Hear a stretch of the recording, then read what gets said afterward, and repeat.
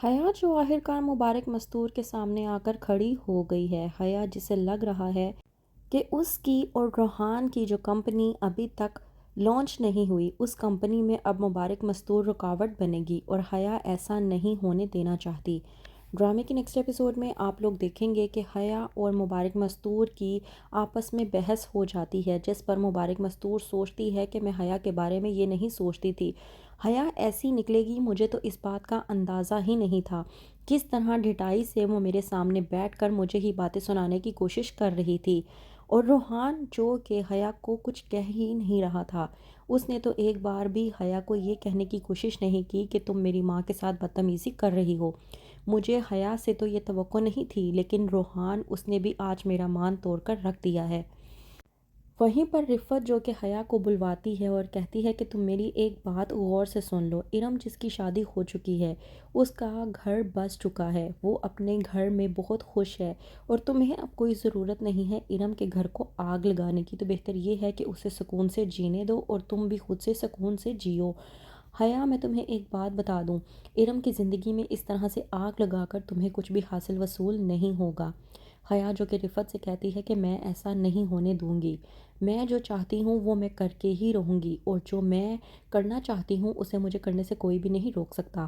رفت حیا سے کہتی ہے پہلے تو تم اپنی خیر مناؤ۔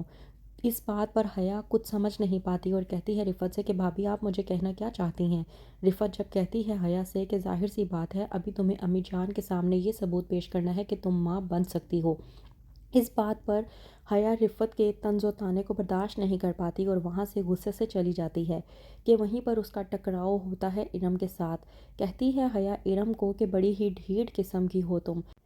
کہتی ہے حیا ارم سے کہ تم خیر مناؤ اپنی، بہت جلد تم اس گھر سے جانے والی ہو۔ ارم جو کہ حیا سے کہتی ہے کہ میں تمہیں ایک سجیشن دینا چاہتی ہوں، اور میں تمہیں یہ کہنا چاہتی ہوں کہ گھر کا کوئی کونا تلاش کر لو، کیونکہ بہت جلد تمہیں اس کونے کی ضرورت پڑے گی اکیلے بیٹھ کر رونے کے لیے۔ حیا ارم کو کہتی ہے کہ میں ایسا نہیں کرنے والی، اور ویسے بھی مجھے گھر کے کسی کونے میں بیٹھ کر رونے کی کیا ضرورت، نہ ہی مجھے اس گھر کے کسی ایشو سے کوئی پرابلم ہے۔ میں تمہیں ایک بات بتا دوں، میں R&H سی فوڈ کمپنی کی وائس چیئرمین ہوں۔ ظاہر سی بات ہے تمہیں یہ بات سن کر جلن تو ہو رہی ہوگی، اور ویسے بھی تمہاری شکل سے صاف نظر آ رہا ہے۔ ارم جو کہ حیا سے کہتی ہے کہ آپ جو بھی سوچنا چاہتی ہیں سوچ لیں، مجھے آپ کی کسی بھی سوچ کا کوئی بھی جواب نہیں پسند، اور نہ ہی میں آپ کو کسی بھی قسم کی کوئی بھی رائے دینا چاہتی ہوں۔ وہیں پر روحان جو کہ حیا کے ساتھ آتا ہے اپنی ماں مبارک مستور سے بات کرنے کے لیے، آ کر کہتا ہے کہ آپ نے میری کمپنی کا فیصلہ کرنا تھا جو اب تک نہیں کیا۔ آپ نے مجھ سے کہا تھا کہ سونیا کے رشتے کے بعد آپ فیصلہ کریں گی اور مجھے بتائیں گی۔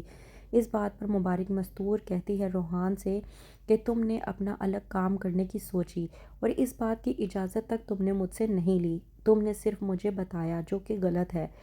مبارک مستور کے لحاظ سے مبارک گروپ کی 3 کمپنیاں ہیں اور وہ تینوں بیٹوں کی ہیں، اس کے علاوہ میں کچھ نہیں کہنا چاہتی۔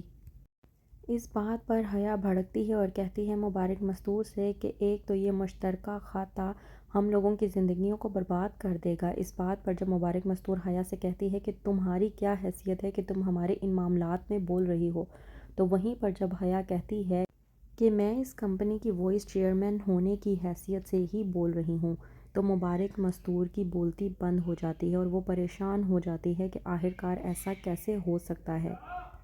تو کیا کرے گی آگے حیا؟ مزید جاننے کے لیے دیکھتے رہیے حیا۔